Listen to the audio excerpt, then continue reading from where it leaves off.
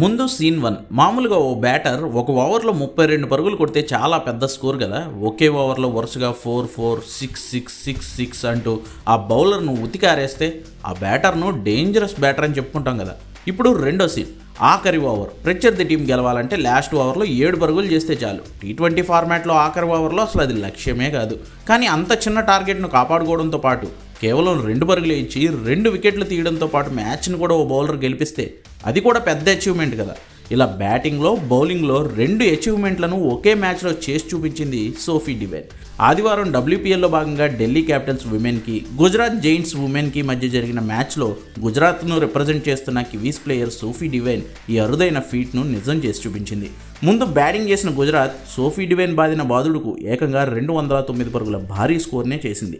Sophie 42 బాల్స్లో 7 ఫోర్లు 8 సిక్సర్లతో 95 పరుగులు చేసింది. ఢిల్లీ బౌలర్ స్నేహ రాణా వేసిన ఓవర్లో అయితే 32 రన్స్ లాగేసింది సోఫీ. 2 ఫోర్లు 4 సిక్సర్లతో స్నేహ రాణాకి చుక్కలు చూపించింది. 210 పరుగుల టార్గెట్ను చేస్ చేయడంలో ఢిల్లీ బ్యాటర్లు దాటిగా ఆడినా లాస్ట్ ఓవర్లో 7 పరుగులు చేస్తే చాలు ఢిల్లీదే మ్యాచ్ అనుకుంటున్న టైంలో తనలోని ఆల్రౌండర్ ఎబిలిటీని బయటికి తీసి కేవలం 2 పరుగులు మాత్రమే ఇచ్చి జెమీ వోల్వార్డ్ను అవుట్ చేసి గుజరాత్కు అనూహ్య విజయాన్ని అందించింది సోఫీ డివైన్.